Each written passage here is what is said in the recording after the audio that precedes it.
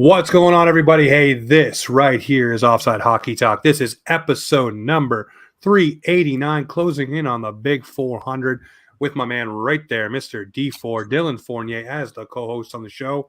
And of course, as always, brought to you by our friends over at Boxing Rock Brewing Co. Be sure to check out the Puck Off Lagerdale. It's the big beer for the big game, or right now, the big off season. Tip of the cap to the Colorado Avalanche, getting it done. And we titled this episode Nazem Kadri's Pipe Bomb because, of course, he had to let it out that everyone who thought he was a playoff liability could kiss his ass. Absolutely awesome. Let's kick her off there. What did you think of the Stanley Cup final? What did you think of the Avs finally getting it done?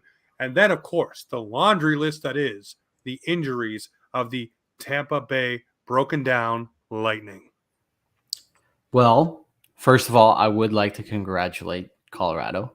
I don't know if I said this on your pod or if I was talking to a buddy about it, but I'm pretty sure I said whoever wins game 4 was going to win the series. I think it was with us. Yep. I think it was last week. Look what happened. Colorado won it and then it went on. So they played one hell of a season. There's a lot of guys on that roster that deserved to win the cup. Andrew Cogliano comes to mind. It is a little bit sad knowing that the season is over, but it was a very hard fought series. And all props to Tampa for running it back a third time, but coming up short. Yeah, no, they definitely did. I mean, you got to tip your cap to the Tampa Bay Lightning as much as you don't like the juggernaut. You know, they always say if you stay too long, you end up becoming the villain instead of the hero. Tampa was the hero winning the first cup. The second cup, everybody was like, all right, cool. And then now be there the third time around. Everybody's like, we're done with you. Go away. Let somebody else have a crack at that can. And speaking of cracking the can, the Colorado Avalanche did that right on the ice. Right for the team photo, put a big old dent in the Stanley Cup. So the festivities started off the right way. We know that'll be fixed quick as a jiffy. One thing that I do want to mention, Leaf fans, I mentioned this in our group chat when I was in Toronto, but one of the keepers of the Cups there were telling me that at least I think it's the next 4 or 5 seasons, if they don't win the Cup, they actually will no longer be on the Stanley Cup anymore. So we have a window that needs to get some things done to keep the Toronto Maple Leafs on Lord Stanley mug, one of the franchises, of the National Hockey League that started off in the original 6 may not be there. I know, guys, we can make anything about the Toronto Maple Leafs, even the Avs winning the Cup. Look at that. But yeah, tip of the cap to both organizations. Lots of changes coming for both teams in the offseason. You look at Andre Follett, Valeri Nichushkin, Nazem Kadri, Darcy Kempfer. Who knows who goes where? We shall see. But we'll kick it off there with the champs. Congrats to the Avs and the Avs fans. You let a lot of us jump on that bandwagon, so let's go. So get that out of the way. Congrats. So we got the show flow going on. I'm going to let you guys know. We're going to go through some topics, obviously, like we always do. But we got 2 things at the end now. We used to have just one, which was the Boxing Rocks Bearded Blue Warrior. We will still have that segment, but something we're introducing on this show right here is we are going to have a pack for pack battle. And what we will do is clip that down, put it up on the internet, and allow you, the viewers, to vote whether Dylan or myself had the winning pack that week. It keeps everybody all interactive. And who knows, maybe we'll tie in some Leafs rookie cards to some of the responders to this right here. Bada boom, bada bing. But let's kick this off. Did you know that Austin Matthews is only a third liner in Edmonton? He wouldn't crack their top 6. This all because Austin Matthews, as you heard in our MVP episode last week, won the Hart and the Ted Lindsay Award. But I got bashed for doing a little dance with Horace on the old TikTok, getting excited about the fact that Matthews won them and just dancing around all the hate. But I was quickly reminded that Mr. Austin Matthews couldn't carry the water or the skates that Leon Draisaitl and Connor McDavid lace up, let alone crack their top 6, which I think is absolutely asinine. Oilers fans, I know you're pissed you got swept, but come on. Austin Matthews deserved it. He grew his 200-foot game. He played with a little bit more snarl, scored 50 goals in 50 games, and he was able to crack the 60-goal plateau. What more does the man need to do to gain your recognition? And by the way, he was not that far away from Leon Draisaitl in points either. So that argument to me is a moot point because Austin Matthews played less games. So to me, you got to pump the brakes there on that one. But what do you think? Do you think Austin Matthews is only a third liner in Edmonton? Well, Edmonton Oilers fans, if you were given the opportunity to have McDavid and Matthews on your team, you're telling me you wouldn't pair them together? One of the most generational passers to one of the most generational, probably goal scorers since Ovi. Or you're saying that just because there's three centermen, well, I know Edmonton has an enormous amount of centermen on their team.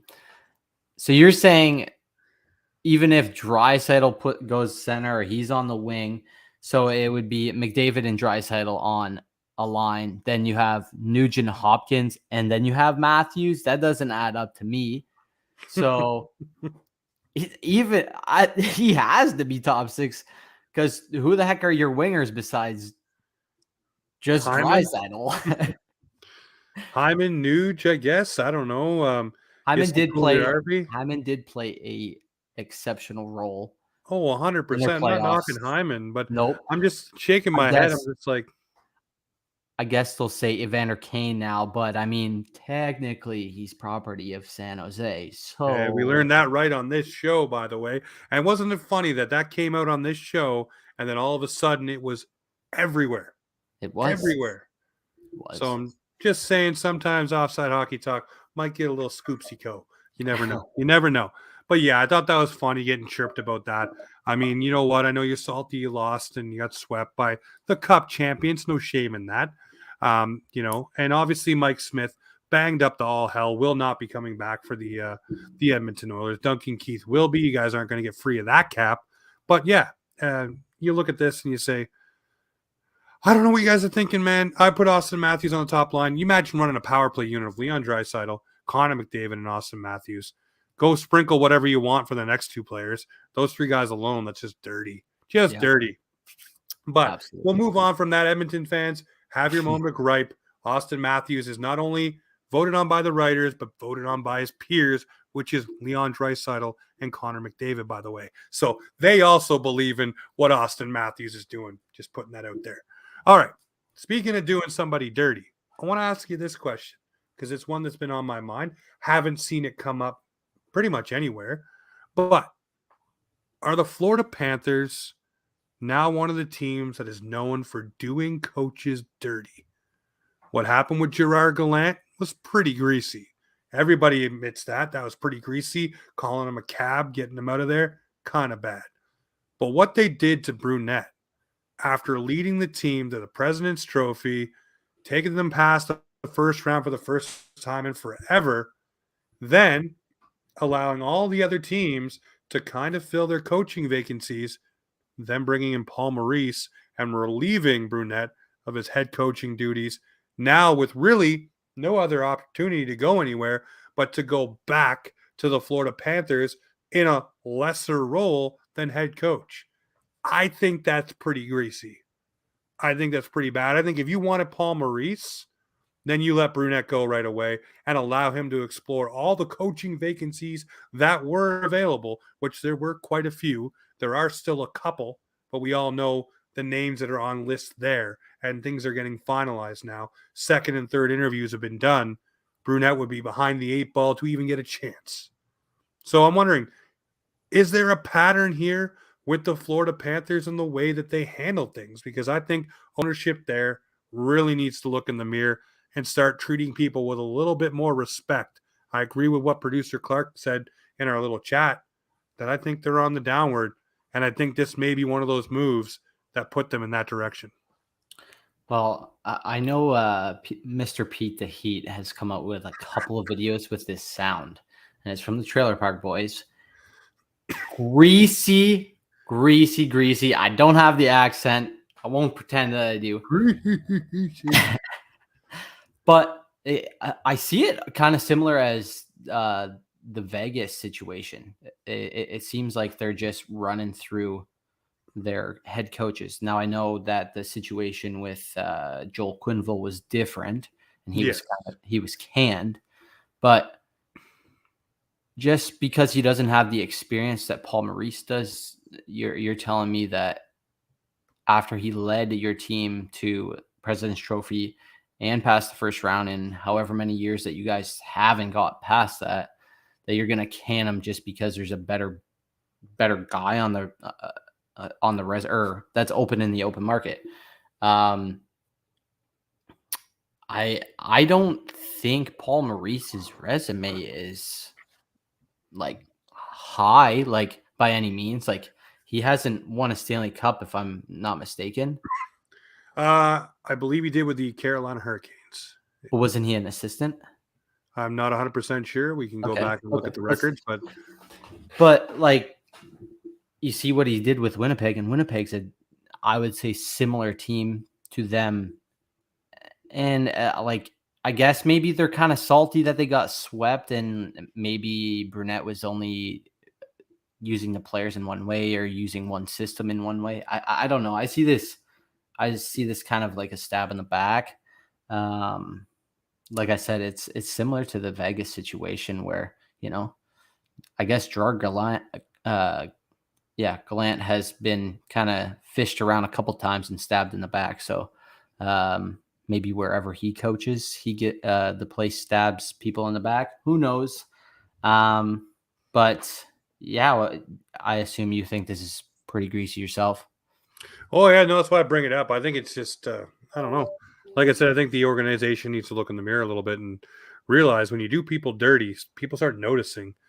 Gerard Gallant. Now you have this right here with Brunette, and basically not allowing him to go anywhere really after everything was said and done with all the other teams. And you say, we're going to bring in Maurice. I understand you want the defensive acumen that he brings because you feel your team is very high powered. But ask Mike Babcock about trying to pound a square peg into a round hole with the offensive based Maple Leafs and Yep. how well that goes when you try to force that down players' throats that don't exactly play that mold unless you're going out and getting new personnel across the board, which I don't think Florida is, but we'll see. We'll see what happens there. But speaking of coaches, Barry Trotz is not going to be coaching the Winnipeg Jets, team that we just talked about for Paul Maurice. I look at this one and I say, you know what? It was a match kind of made in heaven. His son, this is all I'll say. I'm not going to go too deep on it. From what I've heard, is not doing so hot. He's got something going on. That would have put him closer to home, but also maybe the reason why he's not coaching to be closer to family and just be able to be there and basically just be a dad, just to be around his son and take care of that situation. It sucks for Winnipeg because it seemed like they were really high on the situation of him coming in, having everything lined up. The hoopla was going, the smoke was there. Everybody was just waiting for the fire to burn a little bit more. But it is not going to happen. I'll ask this one simply at Barry Trotz. What do you think? Does he come back and end up coaching the Winnipeg Jets down the line? Do they go with something like maybe an in-house kind of coach behind the bench, maybe Lowry again, and just let him know that, hey, if Trotz is going to be coming, you will be an assistant again, and he will be coming in to take over? Or do they just go in a different direction, in your opinion? First of all, I think what Trotz is doing is completely appropriate. I think if you're not given 100% or your head isn't in it 100%, then I think it's time to back away and look at things in a different view. And first and foremost, he's a father, so you got to take care of that first. Um, if the situation comes up that he wants to coach next year or something like that, yeah, maybe. If Winnipeg's still in a sticky situation and they're still, going in that maybe rebuild-ish mode, I don't really know where they stand right now. But, I don't think Lowry did a terrible job by any means. I think it was kind of just a hiccup year for Winnipeg.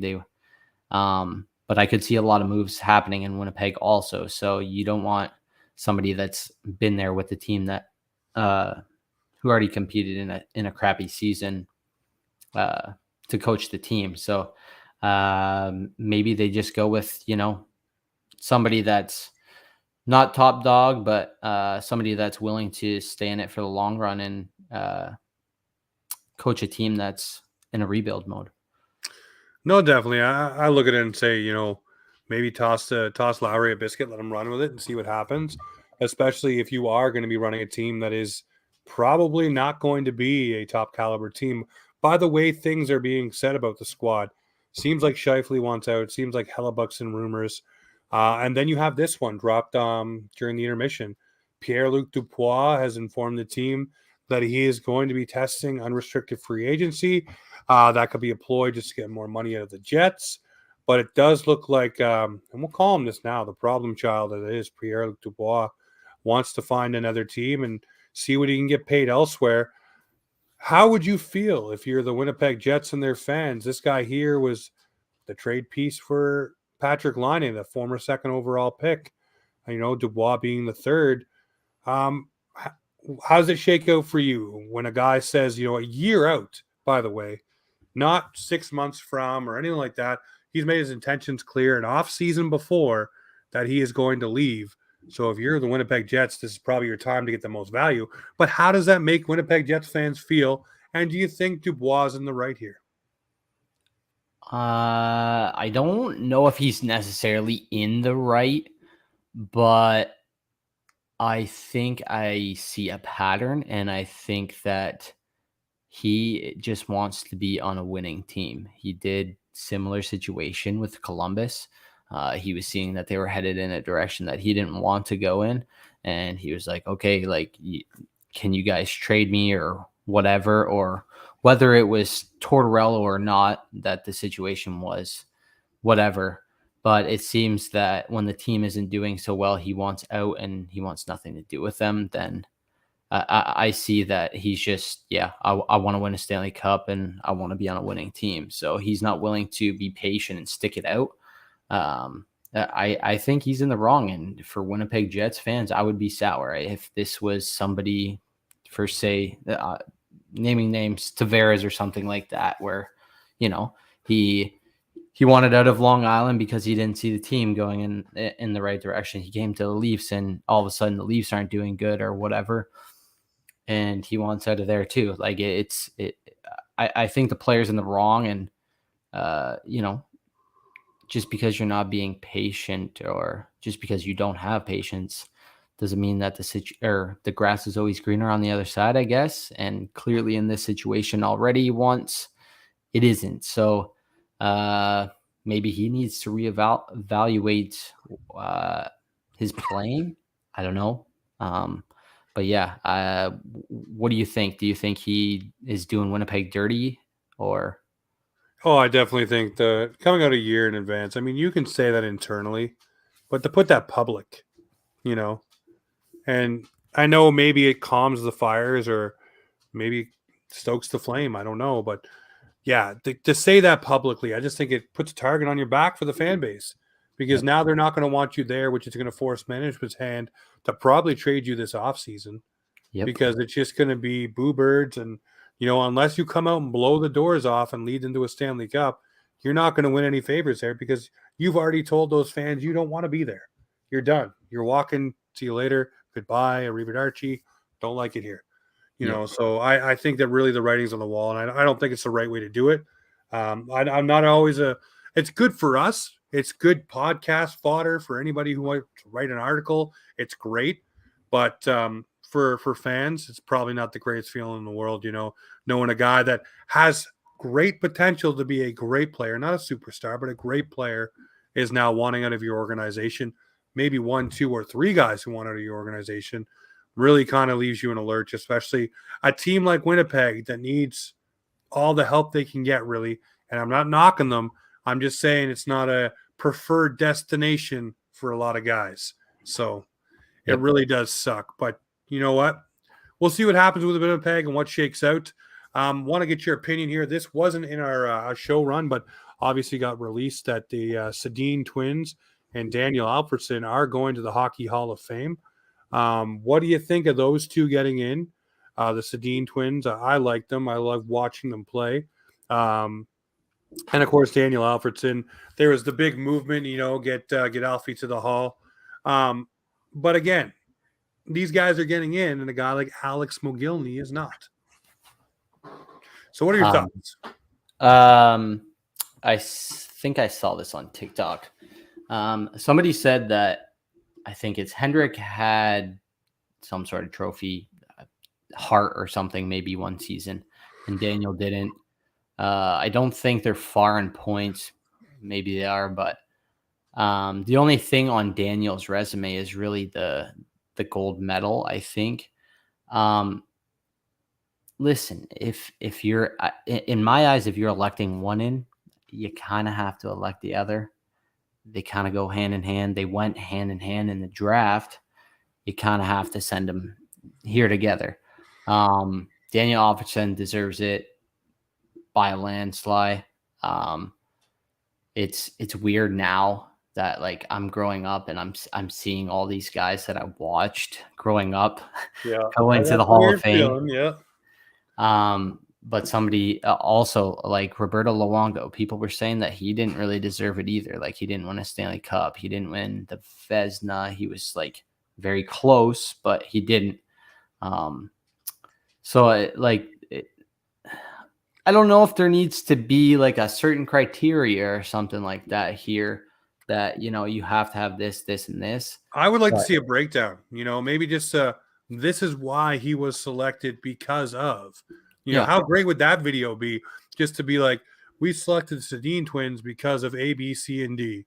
These are the things that we looked at the most, and you can just have it tabulated and put some sports personality on to say, this is what they decided. This is why, here's Roberto Luongo. This is his resume. This is why we selected him. This is why he's going in.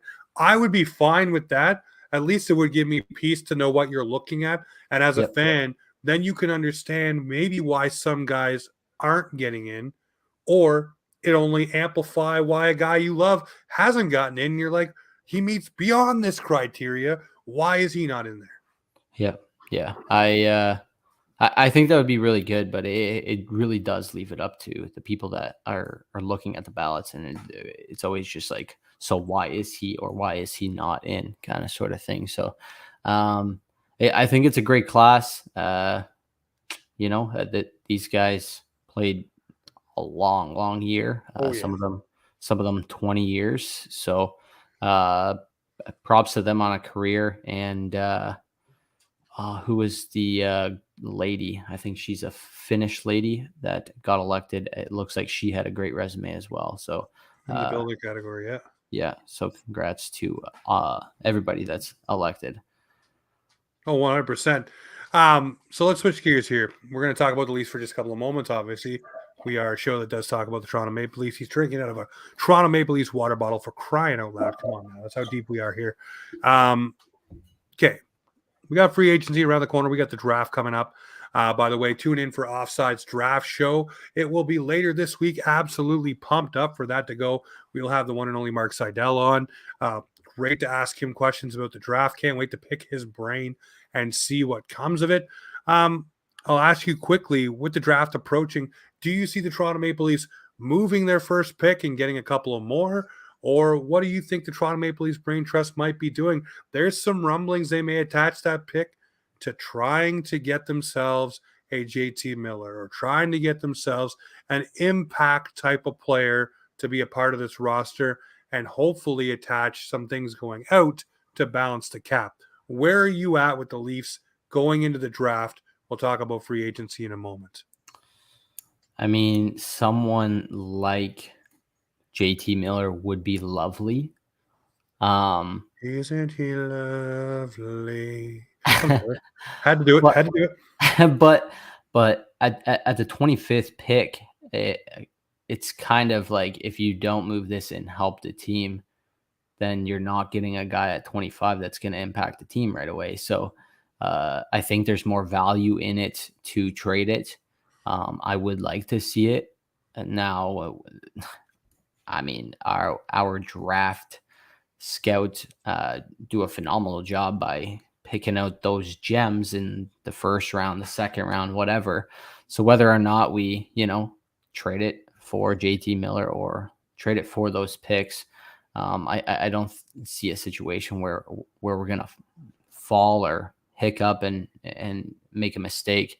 But I would really like to see somebody get traded to the Leafs to fill out that top six, because it is something of a focus that I think a lot of people in Leafs land would like to see attacked. Well, they may have a piece that wants to come in just before the trade deadline and fill some voids up in the top six. That starts with a K and ends with an I's.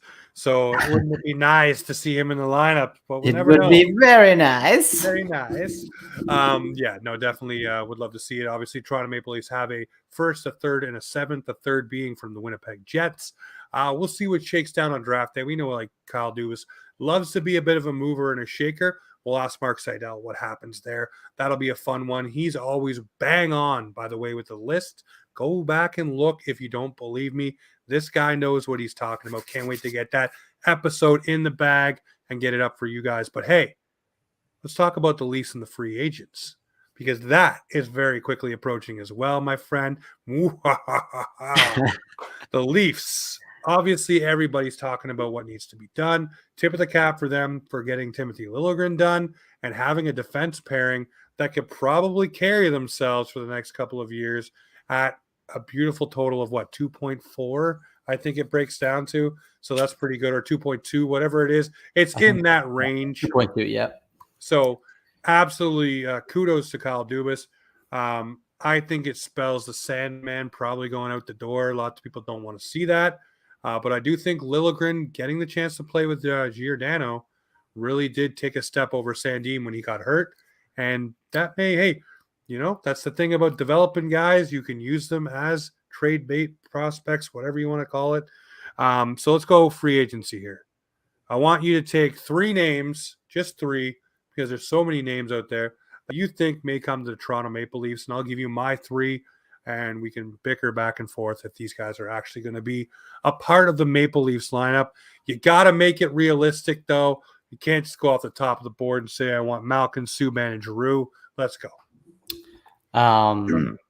First of all, technically, I know he is Leafs property as of right now, but he is an unrestricted free agent. So I'm going to go off and say Jack Campbell. Soup. Second of all, I would love to see Nick Paul on the team. Ooh, yeah. That's going to be I think it's going to be a pretty pricey one. It could be, but I don't think he really had a significant dominance in the last couple of rounds to really stick out. I know he did score against us, but that's another story. Water under the bridge. Who else do the Leafs go and acquire? Is James Reimer unrestricted or no? I don't think so. I think he's got one more year. I don't think this guy is either, but I did get a text after last show, and you asked the question who we should try and trade for. Jordan Greenway is another big man that I would like to see on the Leafs. He has connection with Mr. Matthews when he played in the development program. That's another name that sticks out to me. I'd have to look at the list actually again. So you can go ahead and name yours. All right. Well, my first on the Toronto Maple Leafs wish list is a guy that does a lot of what I love. If you know anything I say about defensemen, I love the guys who lay down in front of shots and will do it time and time again, play a little rough, not afraid to get bloodied up or whatever needs to be done. I want Josh Manson. I want Josh Manson in a Leafs uniform in a bad way. I think he's a guy who really could help this squad. Put him in the right situations. If you ship out Jake Muzzin, like everybody seems to want to do, which I don't want Jake Muzzin gone. I love Muzz. I'm buzzing for Muzz. But if you ship out Jake Muzzin, you have to have Josh Manson being the replacement for the shot blocking, minute munching, hitting guy that's on your decor. He could be that guy. So yeah, no, I want that. I will second. He's not one of my picks, but I will second your Jack Campbell. But if you can't go that way, Gorgiev may be a nice little addition if you can go swing something there. And another player that I really would love to see the Toronto Maple Leafs add, I think he's going to get too significant of a payday, but is a Burakovsky. Just a guy that can go and get it done. Another Swiss Army knife kind of guy Yep. that'll do anything asked of him. And that's kind of what the Leafs need this offseason. They need, and I said this last year, and you guys know this, I preach this. They need guys that understand what their role is. And that's why Mikheyev is getting out of town. He's going to go play somewhere else. They wanted him to be on that third line as part of the defensive thing. He wants to be a goal scorer. They met probably in the middle where he played up and down the lineup. But guys like David Kampf understand that they are the third or fourth line defensive center. Guys like Pierre Engvall understand their role. So they need guys to come in like a Nick Paul that understands he's not a top six guy. He's a guy in your bottom six that fills out, that plays the right roles, penalty kills, hits, block shots, whatever you need him to do. But that's what the Leafs need. And I think Burakovsky would fit that role, especially if you're shipping out a guy like Alex Kerfoot. Now, I know Burakovsky's a winger, so I'm not saying center position, but I'm just saying you bring in a guy like that to do those penalty kill, grind it out, whatever, keep the flow going kind of guys. The Leafs need more of those. So those are my guys right there.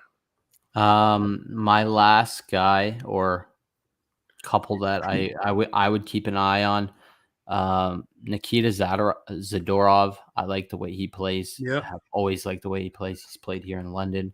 And then a veteran presence like Ian Cole on the back end would be really nice as well. He's somebody that blocks shots, and he's a pest, even though he's very short out there. Let me ask you this theory. Right now, the Toronto Maple Leafs have a conundrum in goal. Obviously, they don't know what they're going to do. I'm wondering for you, a lot of people are starting to say maybe the Leafs just bolster the up front and the D now because of Kampfer's numbers through the playoffs being a 905 goalie. People are saying, hey, maybe just go get a league average guy. Maybe go get a couple league average guys and just stock up front and stock up on D with the money you have and, be more dominant that way. Suppress the shots, block the shots, score more goals, usually the way you win the game. Do you subscribe to that notion? I mean, in free agency, who is that though? Like you, Who's a I don't know, Gorgiev, Lindgren. There's lots of different, kind of guys, right? like Casey DeSmith, maybe. Like there's a couple names, but man, I think it would really hurt Leafs land if Campbell doesn't sign. Again, maybe Holtby can bring back something of what he was, but then again, like I think you would need to bring somebody, another goalie in to split the games with him. So, I don't know what would work. Let's see. And Casey DeSmith actually would work. He did play a great. He played a great first round, if I'm not mistaken. He had what was it, a 6-period game, but he cramped up against the Rangers. He has a 914 save percentage through 26 games and a 279. And it doesn't say his age. Oh, he's around 30 apparently. I mean, Kemper probably wants a lot of money, so I wouldn't attack that. And yeah, that's really Yaroslav Halak can't hold on to that load. Marc-Andre Fleury. I mean, if he took a significant pay cut, maybe, but he's $800K come play for the Leafs. He's still in the last leg of his career, and he's already had a amazing career, so I don't think he really needs to prove anything. Yeah, I don't know. We don't have any goalie in the pipeline that stands out to me that can take the reins either. So Yeah, no, you listen. I don't know. Wool looked all right. Shalgren looked okay. yeah, but Um, that's only a small Petches, sample size, right? well, gotta start somewhere. Yep. You know, you gotta start somewhere. Maybe you could bring in a veteran guy, or maybe you keep Peter No, no, no, Mrazek. no. We will see what happens, but no, I think the Leafs are gonna go, and I don't know. I don't know what their plans are going to be. Obviously, if Campbell ends up being way too much, then you don't go that road. You just don't do it. So, we'll see what happens there. But you know what? We'll swing into this one here. I don't have one beside me right now. I should have had one beside me. Right now, we're going to do the Boxing Rock Brewing Co.'s Bearded Blue Warrior of the Week, Mr. D4 Dylan Bournier. Who is your Boxing Rock Brewing Co.'s Bearded Blue Warrior? Let me think. I'm gonna go with Nichushkin. Ooh, the chooch. All right, all right. Because you saw how he was walking around with that boot before that game Mm-hmm. 6. I know it takes a lot out of somebody to even put a skate on for that fact when you have something messed up. Props to him. There are a lot of other guys on either team that were in the Stanley Cup final that deserve our award here. But I'll kick it off with him because he had a phenomenal final series as well. Who's yours? Well, my Boxing Rock Brewing Co. is Bearded Blue Warrior. He was a liability, but apparently everyone can kiss his ass. It's Nazem Kadri. It has to be Nazem Kadri. And why do I say that? You look at his hand, look at what he went through to get in the lineup. Not easy. You talk about Nikushin with his foot and all those things that he's going through. I look at Nazem Kadri and say all the stuff he endured this playoff run from fans, from other fan bases, just across the board, the hate, the vitriol, the viciousness. And he still came out, scored the overtime goal, did everything he needed to do to help his team, was still out there battling, had the hand injury, came back faster than it was Matt Sundin broken wrist fast. That's how that was, done. If you remember how fast Matt Sundin came back with that broken wrist to the playoffs for the Maple Leafs back in the day. Yeah, that did happen, guys. They got past the first round. Yeah, Nazem Kadri's my bearded blue warrior, man. I love what he brought. I love the fact that he didn't care that this episode is the Nazem Kadri pipe bomb because he dropped it right on national TV. And it was a shot across the bow to everyone who doubted him, everyone who had something negative to say. And was he a liability at one point? Yeah. Yeah, you were. You got suspended, 3 times out of the playoffs, which does hurt your team because look how valuable you were on the entirety of the run. It just shows what your value is, Naz. But hey, you have every right to rub it in anyone's face that held that against you. So congrats to you for winning the cup, and congrats for winning my bearded blue warrior, my friend. Let's go. I will say an honorable mention is Andrew Cogliano in that final game. I saw the way that they manipulated his glove so that he could put his hand through that thing. They had like a metal on metal or whatever it was stacked on that finger that he broke and had surgery on during this series. And he took several shots to the foot, and it looked like he was in a lot of pain during that final game. So props to him, especially on the amount of games that he has played. What's the old saying? No pain, no gain. And they gained themselves the most coveted prize in all of pro sports, the Stanley Cup. Well, we promised this one here. This is going to be the new segment. It is the Upper Deck Pack Battle. I got my cards from our buddies over at HFX Games here in Halifax. A bunch of beauties over there. Of course, I did pay full price for this. They didn't give them to me, but got to shout them out. They're awesome. They gave me some cool sleeves for my Young Guns. So how do you want to do this? I'm going to crack my pack. I'm doing it right now. Okay. Crack You want to crack it together, or you crack yours, I crack mine? We'll crack together. We'll go card for card. So it is series 1 for me from the Series gas 2 for station. me. So I don't think it is a hobby box. So don't shuffle or anything. We'll just go card for card. Okay. Are we showing the camera? We're showing it to the camera. Okay. You might have to read backwards. Okay. Well, just look at it yourself and then flip it Okay. up. Okay, you go first. Jakob Silverberg. We'll start off with a little goaltender action, a little Ilya Samsonov. Bam. I Go got ahead. Joel Farabee from the Flyers. I got Marco Scandella. Solid defenseman. I've got one of many Stalls, Mr. Jordan Stahl. I got Mr. Ivan Barbashev. Nice. I've got centerman Chandler Stevenson from the Vegas Golden Knights. I got my insert here. I got my marquee rookie, Tanner Lesician. I've seen you pull him. Yes, a couple times. I have my insert, Young Gun, Bam. Nashville Predators, defenseman Jeremy Davies. There you go. I will put this in a sleeve. My next card right here is going to be Mr. Eric Carlson. Ooh, some offensive juggernaut back there. And then I got Niles Hoglander, rookie last year for Vancouver. Rocking a little Sam Gagne.